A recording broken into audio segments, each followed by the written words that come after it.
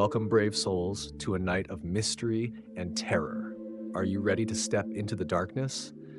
Hold your breath, because tonight's story will haunt you long after the lights go out.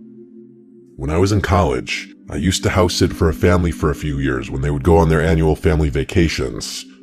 I've had a handful of other scary, creepy experiences, but the one I want to talk about today was the one that forced me to quit house sitting for them. I was in my 20s and was trying to make ends meet. House sitting was one of the many side hustles I had. The family would be going on a 2-week vacation abroad and wouldn't have any service, so if anything went wrong, I would have to call the police or their relatives depending on the situation. Please keep in mind that I've already had a few creepy experiences with their house prior to this, but it was never scary enough to deter me because they paid me very well.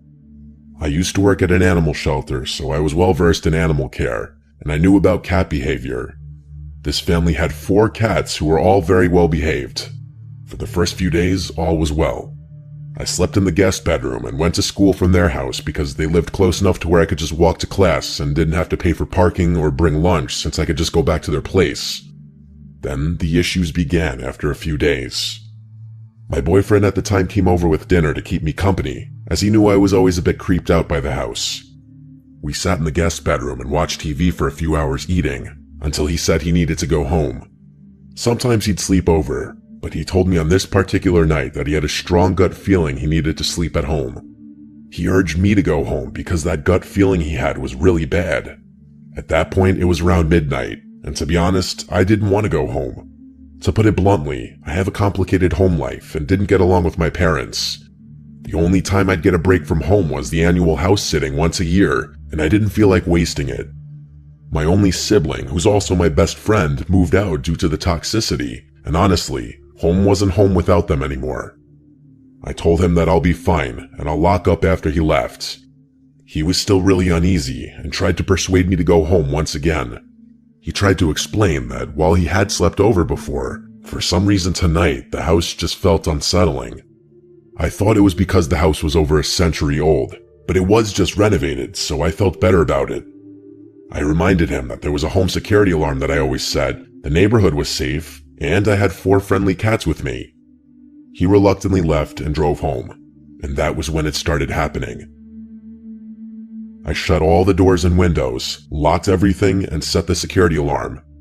Once I got comfortable in bed, the TV started to turn on by itself. We were just using the TV, so I thought I accidentally sat on the remote, but I saw the remote on the nightstand. I quickly turned it off.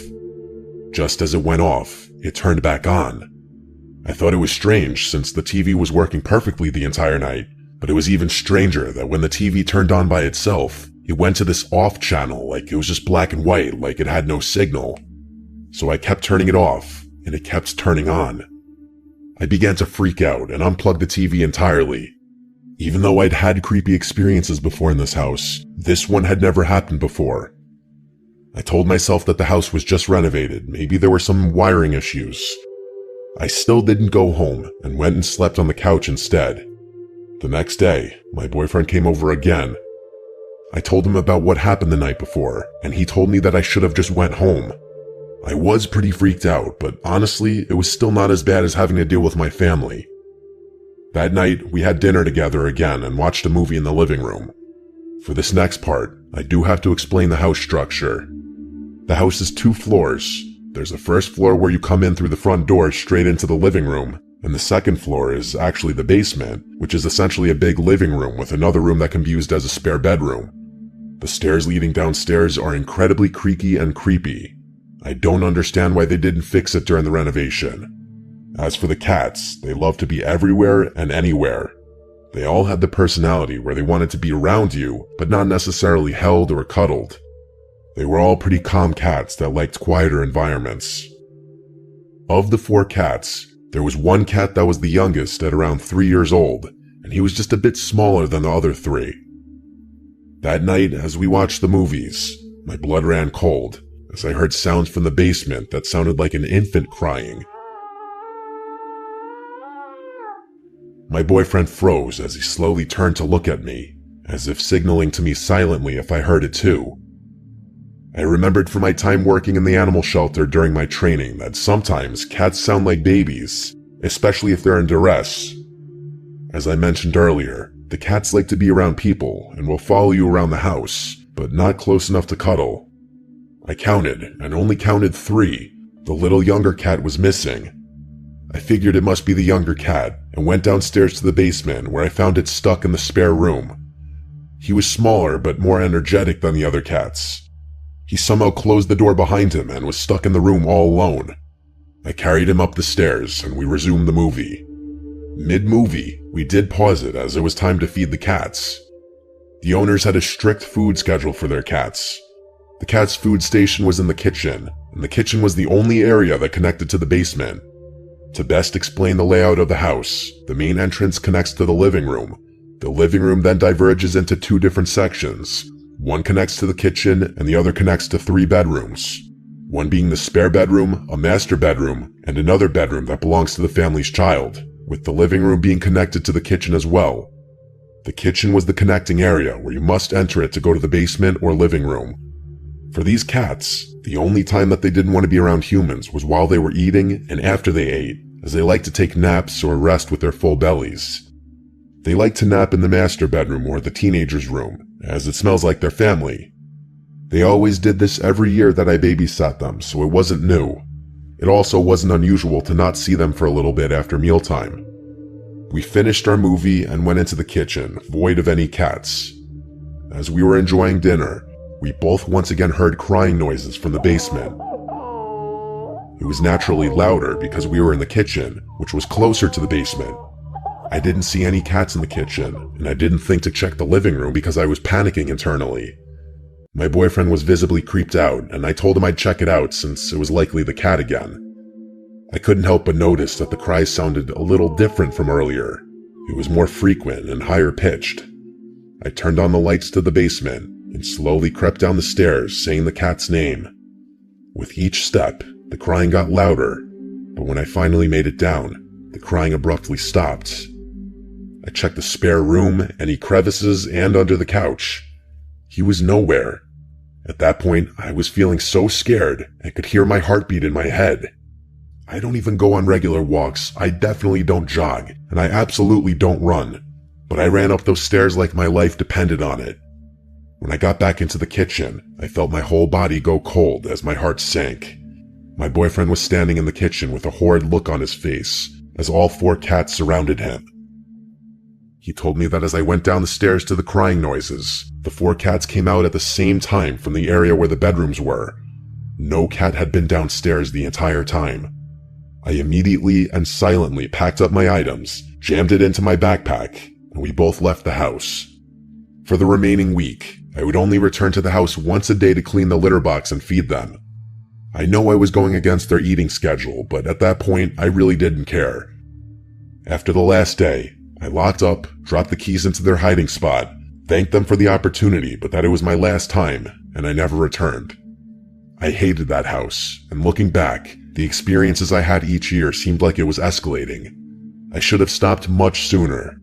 I still remember calling my sibling during the drive to my parents' house after the incident. I felt even worse when they revealed that they also had their own experience in that house and kept it away from me because they knew I was trying to save money to move out, and they didn't want to scare me.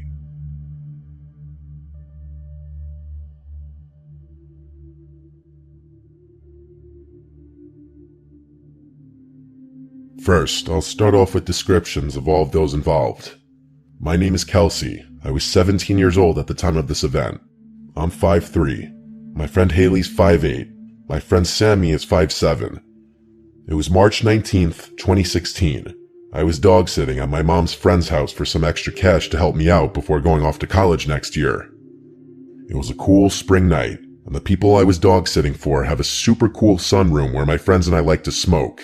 So I decided to invite 2 of my other friends over to spend the night and make this whole dog sitting thing more fun. Haley and Sammy were a little older, with Haley being 23 and Sammy being 22. They brought over some vodka for us to drink. We hung out for a couple hours, drinking, smoking, laughing, and catching up. Then we start to get a bunch of phone calls. Now normally this would not be weird, except for the fact that the phone was supposed to be disconnected. We ignore the first couple phone calls, thinking they'll leave a message or a call back in the morning, as it was nearly midnight, The calls were persistent, and we could tell this person was not going to leave us alone until we answered.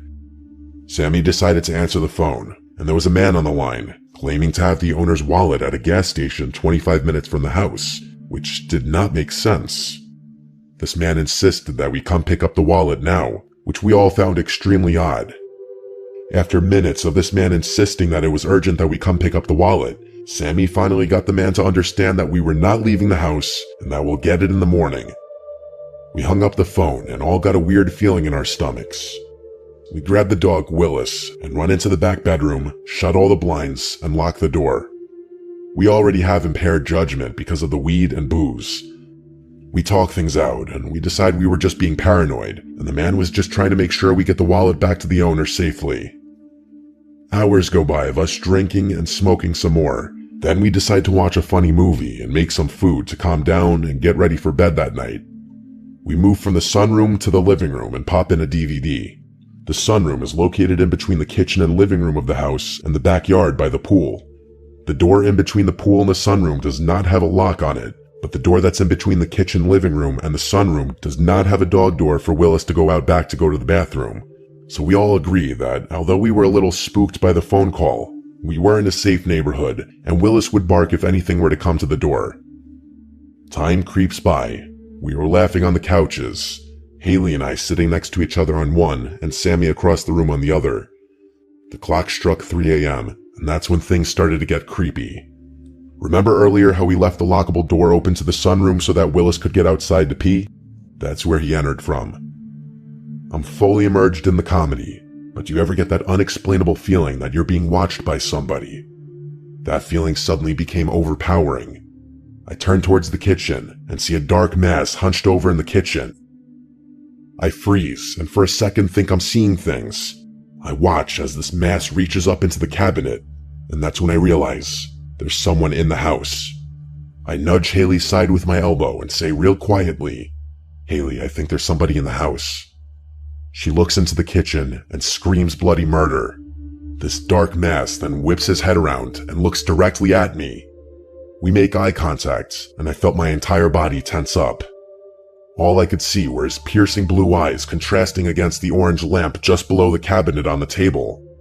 Everything else was covered by his black hoodie, pants, shoes, and gloves. He even wore a ski mask that covered up to his nose and mouth. Sammy then gets up to look at what Haley and I are staring at, and somehow musters up the courage to yell, "Get the fuck out." He calmly closes the cabinet and slowly walks out the sunroom doors. We immediately get up and rush to the corner of the room farthest from where he was crouching and call 911.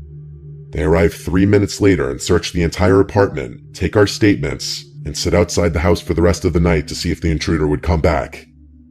The three of us did not stick around long enough to see if he would. We leave our booze, weed, and my car all at the house with the cops and the dog and head home. We come back the next day to find clothes all throughout the house messed with, and crumbs by the doggy door, understandably so Willis wouldn't bark at whoever came in. To this day, we still have no idea who called us and or who came into that house. I have not been back since.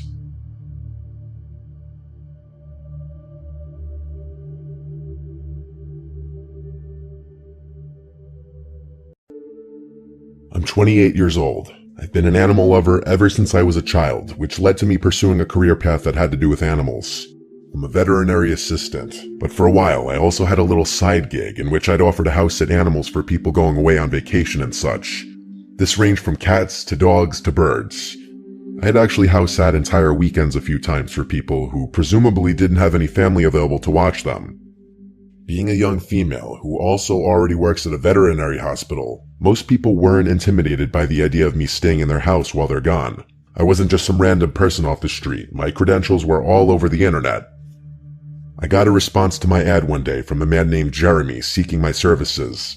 He had a 20-something-year-old macaw and a cat that he needed to have watched for a weekend while he went away. He brought up a price right away and offered me $300 for the entire weekend. I accepted that offer because that was a fair deal. I have experience dealing with birds of all types, including macaws, but this would be my first time I'd ever watched one for an entire weekend. I met Jeremy at his house. It was a basic, normal corner house for the neighborhood. He was a short man in his late 50s if I had to guess. He had graying hair and a graying mustache. He seemed very friendly. In my experience, most animal lovers are. After meeting Jeremy, I met his bird Ringo and his cat Casper. Ringo was huge. I've handled macaws in the past, which I assumed was part of the reason Jeremy hired me. He told me about Ringo's personality and quirks and how to get him to quiet down if he makes noises. Ringo kept saying "Daddy's home" as Jeremy would handle him. He laughed and said that's what he says when he sees him. Ringo said a few other phrases along with that, all of them 2 or 3 word phrases. After showing me how to clean the cage and everything like that, he showed me the rest of the house and told me how often to feed Casper. He asked that I don't go into any other bedrooms upstairs besides the guest bedroom where I'd be sleeping, which was understandable. There was a bathroom upstairs right next to the bedroom, and he told me I could help myself to his food. However, I'm a vegan, so I brought my own food for the weekend. After all of this, and him getting to know me a bit, he gave me the key to the house and left.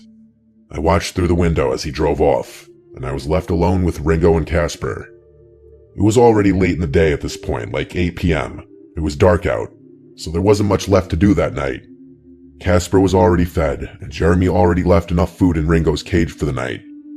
The cage was in the living room in the center of the house, right next to the TV, so I turned on the TV and plopped down on the couch. Casper was hiding somewhere in the house out of sight. Ringo was just sitting in the cage watching me.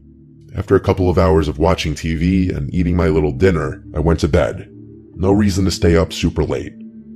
I slept with the bedroom door open, and I woke up in the middle of the night to a sound.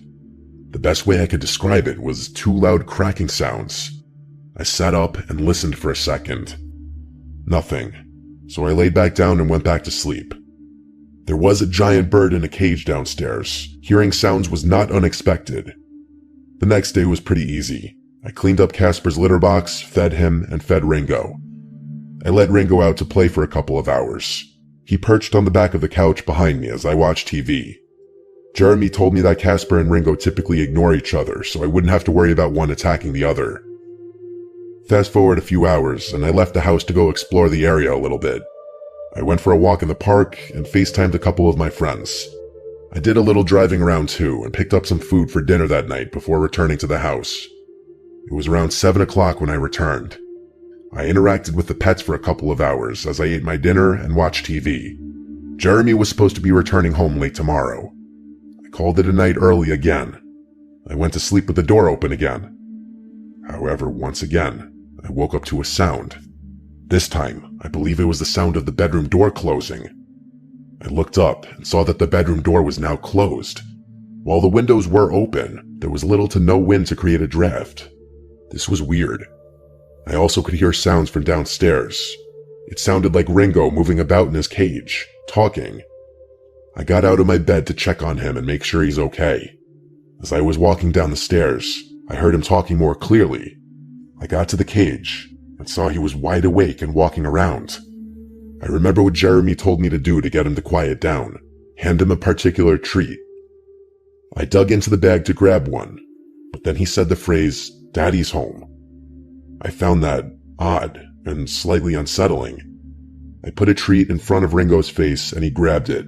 This ultimately did end up getting him to stop making noise, but it still felt weird that he'd wake up in the middle of the night. I went back to the bedroom and left the door open. I fell back asleep, and I shit you not, I woke up once again, maybe a little more than an hour later. This time I didn't hear what woke me up, but I looked up in the room in a daze, and in the near pitch black darkness of the room, I saw a black mass in the center of the room moving away from the bed and out the door. I sat up and almost screamed until I fully came to. I now had to wonder if what I just saw was a hallucination or not. I grabbed my phone to turn on the flashlight, but on the screen, I saw I had gotten a text from Jeremy around an hour ago. It was him telling me that if Ringo makes noises in the middle of the night, it's normal and to ignore it. I stared at my screen, rereading the text at least 10 times. That text was sent conveniently around the same time I got up to give Ringo a treat. I felt ill all of a sudden. That black mass in the room I just saw. What if that were real? What if it wasn't a hallucination? I got out of bed and turned on the lamp. I started packing my bag as quickly as possible. I didn't bring many clothes, so I was packed very quickly. I quietly went to the bathroom next to grab all my toiletries quick, and then I tiptoed back out of the bathroom and I was in the near pitch black upstairs hallway with all the bedroom doors. I looked down the hallway, and I could swear I heard the faintest sound coming from one of the bedrooms. I don't know why, but this overwhelming curiosity almost hypnotized me, and I crept down the hall to what I presumed to have been the master bedroom. I put my ear up close to the door, and I heard a rattling sound. It sounded like a bed rocking. He was in there. That fucking creep. I knocked on the door and said, "Jeremy, are you in there?" The rocking sound stopped, and there was now dead silence. I repeated myself, and this time said, "If you're in the house, I need to know right now before I leave." Still silence. I left the house in a hurry, leaving the key on the table, and I didn't look back. On my drive home, I sent him a long voice text saying I'm considering reporting this to the authorities as some sort of stalker or breach of privacy situation, and that I was extremely disturbed that he was in the house. He immediately tried calling me 3 times, but I was honestly too scared to pick up. He then sent me a text apologizing and stating that his brother unexpectedly came home that night. I knew it was complete horseshit. I demanded he just pay me and I won't pursue this any further. He sent me a payment via Zelle, and that was that. I hate to even mention this part, but the next day, I realized I was missing a certain article of clothing from my bag that I know for a fact was grabbed out of my bag by him. I have largely chosen to block this memory out. This will be the first and last time I ever write a detailed recounting of this experience. Content. Hit that subscribe button and turn on the notification bell to stay updated with our latest videos. Join our community today.